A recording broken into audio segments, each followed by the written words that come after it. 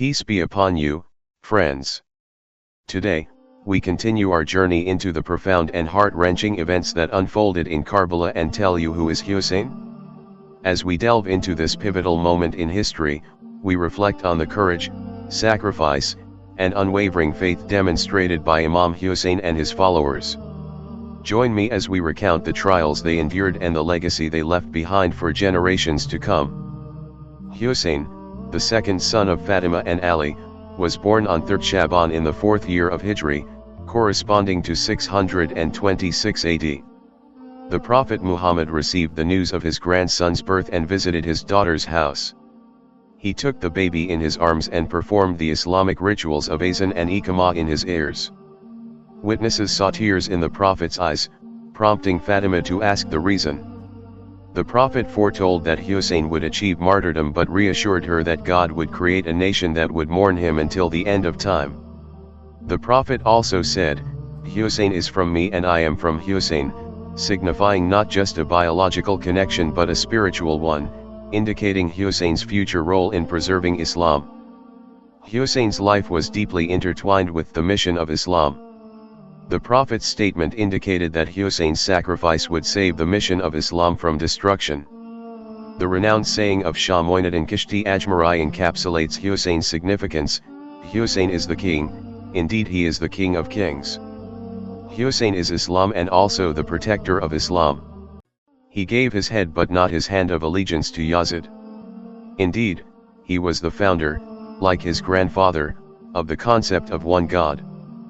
Hussein's role in saving Islam from oblivion by his sacrifice in Karbala in 61 Hijri, 680 AD, drew a clear line between truth and falsehood, good and evil, right and wrong. This event made it clear that the truth of the Quran would remain unchallenged. The story of Karbala begins with Hussein's birth. The Prophet showed extraordinary affection for his grandson, often putting him in his lap and telling his companions to remember Hussein. The Prophet's insistence was a warning that forgetting Hussein's sacrifice would bring trouble to Islam. Hussein spent only 7 years with his grandfather before the Prophet's death, followed shortly by his mother Fatima's death. The next 25 years in Medina were spent with his father Ali and brother Hasan. During this time, Hussein was respected and loved by the companions of the Prophet. Under the second Caliph, Omar ibn Khattab, Hussein was shown great respect. Whenever Hussein entered the mosque, Omar would let him sit beside him and encourage others to listen to him, valuing his wisdom even at a young age. Hussein's main activity in Medina was to educate people about true Islam and manage the trust set up by his father to help the poor. This trust exemplified an Islamic welfare state, ensuring that every hungry person had food and every needy person had clothes and shelter. Hussein performed Hajj 24 times and traveled to Yemen and various parts of Hejaz and Najd. He did not participate in any military expeditions during the rule of the first 3 caliphs. After the death of the 3rd caliph, Uthman, the people of Medina overwhelmingly compelled Hussein's father, Ali, to take power. Ali was initially reluctant but accepted after 3 days. The first 6 months of Ali's caliphate saw the Battle of Jamal, where Hussein, for the first time, served as a commander in his father's army. The battle ended in a day, with Ali treating the dead of both sides with equal respect. Aisha, the Prophet's widow, who had been part of the opposition, was sent back to Medina under safe escort. She later regretted her involvement in the battle and realized that Talha and Zubair had deceived her under Muawiyah's influence. Muawiyah's tactics to destabilize Ali's rule included raids on Iraqi villages. This led to the Battle of Siffin, where Hussein commanded a garrison of 10,000 men. Ali often placed his other son, Muhammadi Hanafiya, at the forefront to protect Hussein and Hasan. Despite this, both brothers fought bravely in the battle. The third major conflict during Ali's caliphate was the Battle of Nariwan against the Khawarij, which ended quickly with the defeat of the Khawarij. Following this, Ali focused on the administration of the Islamic welfare state, with Hussein and Hasan as chief administrators. Hussein continued to promote true Islamic teachings during his father's caliphate. After Ali's assassination, Hussein returned to Medina, where he and Hasan jointly administered the trust established by their father. Hussein performed Hajj 9 more times during Hasan's lifetime. After Hasan's death, Hussein assumed the mantle of imamate and spiritual leadership of the Muslim community. During one pilgrimage, his famous dua of Arafah gained widespread recognition for its deep spiritual insight and total dependence on God. This prayer also highlighted Hussein's commitment to reforming the Muslim community and re-establishing God's laws. In Rajab 60 Hijri, Muawiyah died, and his son Yazid succeeded him. Yazid, contrary to his father's advice, sought Hussein's oath of allegiance to legitimize his rule. Yazid's arrogance led him to disregard his father's warning, resulting in his demand for Hussein's allegiance, which Hussein refused, setting the stage for the tragedy of Karbala. Yazid realized that although he held temporal power as the ruler of the Arab Empire, he lacked spiritual legitimacy without the endorsement of the Prophet's grandson, Hussein, as in Makka and Medina, people still regarded Hussein as their spiritual leader. On the 26th of Rajab, 60 Hijri, Walid ibn Adaba, the governor of Medina, received a letter from Yazid. It was dusk, and people were preparing for Maghrib prayers when Walid sent a messenger to summon Imam Husayn to the palace. Recognizing the gravity of the situation, Imam Husayn took his brothers and sons with him. At the palace gate, Imam Husayn instructed them to wait outside and enter only if they heard his raised voice. Inside, Walid sat on a high chair with Marwan ibn Hakam by his side. Imam Husayn inquired about the urgent matter. Walid conveyed the news of Muawiyah's death, Yazid's accession, and the demand for Husayn's oath of allegiance. Imam Husayn suggested that such a matter should be addressed publicly in the mosque of the Prophet the next day. As Imam Husayn prepared to leave, Marwan warned Walid that if Husayn left, he would never get another chance. Marwan advised Walid to either secure the oath immediately or execute Husayn. In response, Imam Husayn loudly declared, "A person like me would not give the oath of allegiance to a person like Yazid who has violated all tenets of Islam." His brothers and sons entered the palace, and they all left safely. Realizing that peaceful life in Medina was over, Imam Husayn consulted his friends and relatives. Some questioned why Imam Husayn did not follow his elder brother Imam Hasan's example in dealing with Muawiyah. The situations were different. Imam Hasan, upon the death of their father Imam Ali, had inherited the mantle of imamate and was also installed as the caliph. To maintain peace, Imam Hasan had entered a treaty with Muawiyah, abdicating only worldly power while retaining spiritual leadership. Yazid's demand for an oath of allegiance was entirely different. He wanted absolute submission, reducing the swearer to a slave, abd, of Yazid, with complete control over their life, property, and offspring. When a companion of the Prophet, Ibn Rabi'a al-Aswad, refused to swear such an oath, he was executed in Medina. Imam Husayn could not accept such an oath as it would degrade Islam. His only option was to oppose Yazid to protect the values and faith of Islam from further degradation. Unlike his brother's situation with Muawiyah, Imam Husayn faced an entirely different reality. He devised a new strategy, deciding to battle Yazid on the spiritual plane. He planned to confront Yazid's might with his nobility of character, meeting power with powerlessness, and defying oppression with suffering and martyrdom. This strategy became evident in Imam Husayn's sermons and letters, particularly to his brother Muhammadi Hanafiya when leaving Makka for Iraq. After leaving Medina in Rajab, Imam Husayn stayed in Makka for about 5 months. In Zulhijjah, 60 Hijri, he noticed Yazid's soldiers disguised in the garb of Aram to kill him in the Masjid al-Haram. Imam Husayn changed his Hajj rituals to Umrah and decided to leave Makka on the 8th of Zulhijjah.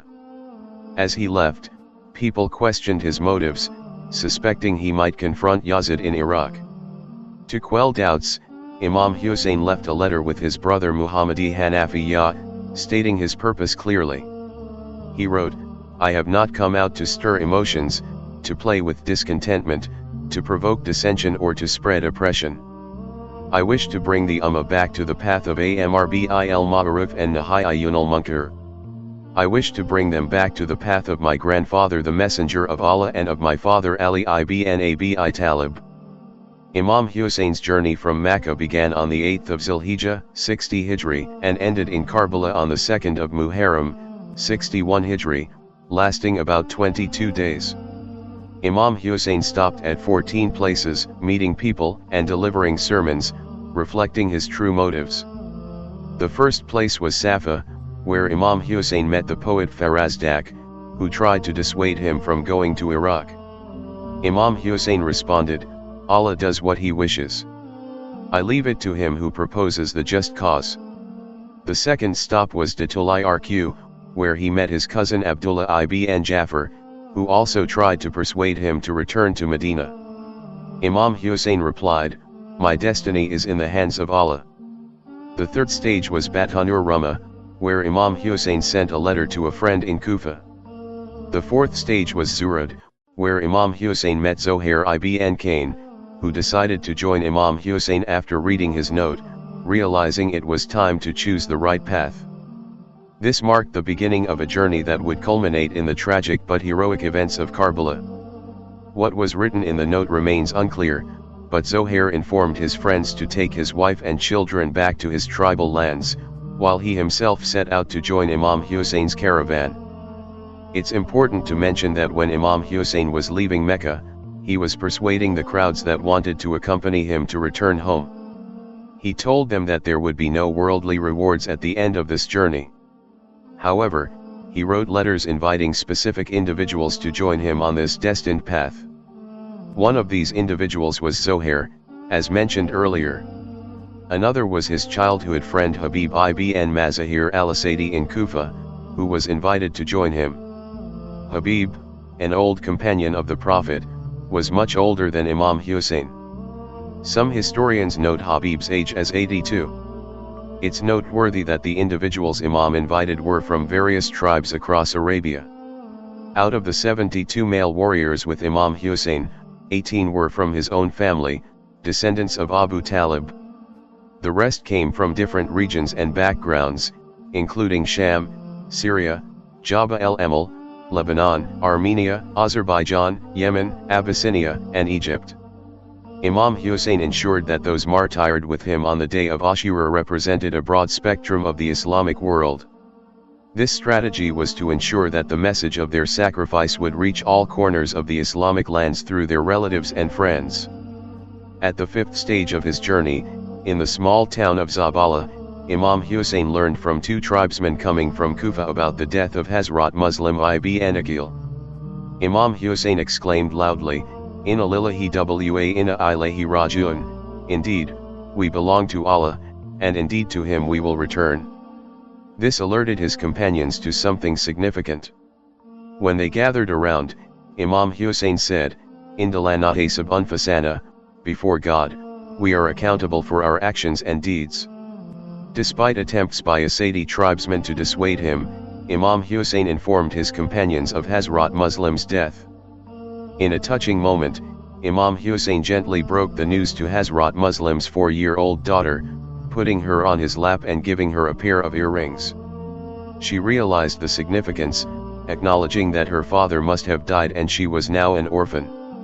Imam Husayn consoled her, promising to look after her. Realizing that Kufa was no longer their destination, many tribesmen left Imam Husayn's party. By the fifth stage, only about 50 people remained, many of them women and children. Imam Husayn then moved from Zabala to Bataniakik, his sixth stage. Here, a tribesman from Akrama warned him that Kufa was surrounded by Yazid's army. Yet, Imam Husayn continued his journey. At the seventh stage, Sarad, Imam Husayn instructed his companions to store as much water as possible. They filled all available containers and sheepskins from underground wells. The next day, they arrived at Juruf. One of Imam Husayn's companions spotted an approaching army through a dust storm. They sought a safe place, preferably near a hill, and found one at Zuhazm. Here, they encountered Hur's army of 1,000 men from Kufa, who were in desperate need of water. Despite their hostility, Imam Husayn offered them water. One soldier, too weak to drink, was helped by Imam Husayn himself. Hur, the leader of the brigade, attempted to control Imam Husayn's horse, but Imam Husayn rebuked him. Hur then proposed taking Imam Husayn to Kufa under escort, which Imam Husayn refused. As the time for Zar prayers arrived, both friends and foes stood behind Imam Husayn for prayers. Afterward, Imam Husayn addressed Hur and his soldiers, stating he had received many letters from Kufa inviting him as their Imam. Imam Husayn's speech, as recorded by Tabari, highlighted the people's call for him to govern their affairs justly. Despite Hur's soldiers preventing them from turning back, Imam Husayn refused to head to Kufa and did not wish to return to Medina. A compromise was reached to bypass Kufa and turn north. After 2 days, they arrived at Baizah, the 10th stage, where Imam Husayn delivered a memorable sermon. He condemned tyrannical rulers who transgress against Allah and oppress people, emphasizing the necessity of opposing such injustice. His words resonated deeply, marking a significant moment in history. At the next stage, Uzayb Hajjanat, Imam Husayn met Trimah bin Adi. Despite learning of the betrayal in Kufa and the death of Hazrat Muslim, Imam Husayn refused Trimah's offer of 20,000 armed soldiers or a safe hideout. Imam Husayn's response, "Allah will bless you and your people for your good intentions. I cannot go from my word. Things are destined," showed his unwavering commitment to his mission. Imam Husayn's 12th stage was Kasrabani Makatil. Realizing that Kufa was no longer their destination, they took a new route. Resting in the afternoon heat, Imam Husayn spoke words associated with impending death.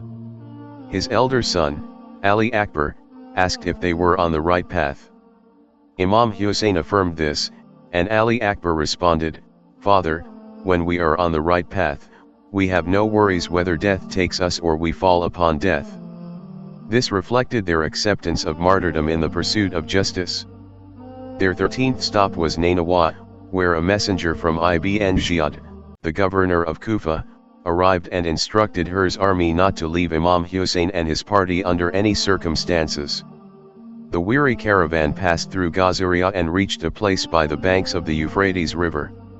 Imam Husayn inquired about the name of this place and was told it was Karbala. He replied, "This is the place of Karb, anguish, and Bala, affliction. Let us stop here." The tents were pitched near the riverbank on the 2nd of Muharram, 61 Hijri, October 3, 681 AD. Hur's soldiers surrounded Imam Husayn's camp, but the full scale of what was to come became evident 2 days later, on the 4th of Muharram, when another contingent of 4,000 men arrived from Kufa. The next day, Shimr arrived with an additional 10,000 men to confront an army of about 40 people, including elderly men, children as young as 11 and 13, and even a 6-month-old baby. Shimr ordered Imam Husayn and his followers to leave the riverbank and pitch their tents away from it. Despite resistance from Imam Husayn's brother Abbas and others, Imam Husayn directed them to comply.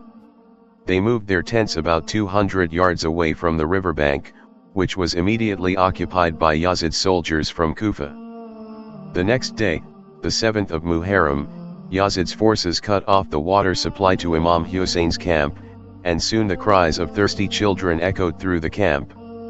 The small amount of water they had stored was depleted within a day, and by the 8th of Muharram, there was no water left. In the scorching desert heat, survival without water for even a few hours was impossible, yet they endured 3 days without it. On the afternoon of the 9th of Muharram, Yazid's army moved into attack formation. Imam Husayn sent Abbas and Ali Akbar to inquire, and they were told that orders had come from Kufa to commence fighting and eliminate the Prophet's family.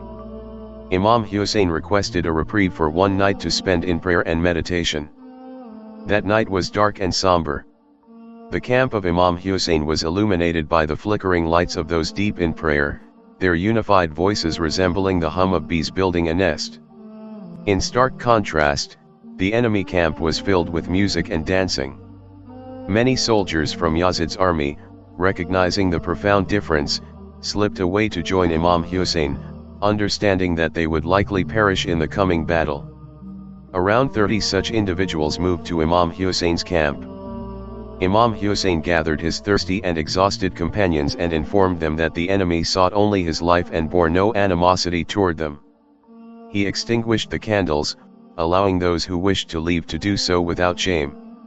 He absolved them of their oaths of allegiance and encouraged them to take his relatives with them. When the candles were relit, no one had left. Muslim ibn Azajah, one of the elder companions, declared their unwavering resolve to fight and die for Imam Husayn, even if they had to face death multiple times. Morning came, and before sunrise, Ali Akbar gave the azan, and all completed their morning prayers behind Imam Husayn. Imam appointed his brother Abbas as the flag bearer of their small army of 70. Suddenly, 2 more soldiers defected from Yazid's army, including her, the leader who had brought Imam Husayn to Karbala, and his son. They came with their hands tied, seeking forgiveness and permission to fight for Imam Husayn, which he granted. Imam Husayn did not order the fight to commence until arrows flew from the enemy camp. Her and his son went out to fight and were soon overwhelmed by the enemy's numbers. They died quickly. One by one, each companion of Imam Husayn fought and fell. During Zahar, midday prayer, Sayyid ibn Abdullah al-Bajali informed Imam Husayn that it was time for prayer. Amidst the battle, they stood in single file for their final prayers while Sayyid and Zohair shielded them from arrows. Both Sayyid and Zohair died of exhaustion after the prayers. With all the companions martyred, only Imam Husayn's family remained. His son Ali Akbar was the first to go, fighting bravely but succumbing to thirst. Then Imam Husayn's nephew Qasim, followed by his brothers Osman, Jafar, Abdullah, and Abbas, were killed. Imam Husayn then brought his 6-month-old son Ali Asghar, under the shade of his cloak, and pleaded for water for the infant. The commander of Yazid's army ordered Hermula, a skilled marksman, to kill the baby, which he did with an arrow. Imam Husayn informed his wife of their son's martyrdom and buried the baby in the sand. He then prepared for battle, introducing himself again as the grandson of the Prophet. Despite his plea, the enemy, blinded by their eagerness to kill the last of the Prophet's family, attacked him mercilessly. Imam Husayn was eventually martyred. The battle ended in one day. The evening of the 10th of Muharram was the darkest for the women and children of the Prophet's family. Their camps were set on fire, and their possessions looted. Late at night, while huddled together in fear of further torture, they saw his wife approaching with food and water. Though hungry and thirsty, none were eager to take anything, not even the youngest children. Imam Husayn's youngest daughter, Sakinah, took a tumbler of water and ran toward the open field. When her aunt Zainab asked where she was going, she replied that her little brother Ali Asghar was thirsty, unaware that he had already been martyred by Hermula's arrow. The night passed, bringing more pain and grief. While the enemy's bodies were buried, the martyrs from the Prophet's family lay unburied on the desert sand. The women and children were taken prisoner, led by Imam Husayn's ailing son, the 22-year-old Ali, who was now the 4th Imam. The bodies of the martyrs were eventually buried on the 3rd day by tribesmen of Bani Asad, guided by the 4th Imam, who miraculously joined them while imprisoned in Kufa. As we conclude this episode, we remember the sacrifices made by Imam Husayn, his family, and his followers on the plains of Karbala. Their steadfastness in the face of overwhelming odds serves as a timeless reminder of the principles of justice, faith, and courage. May their legacy continue to inspire and guide us in our own lives. Until next time, peace be upon you, friends.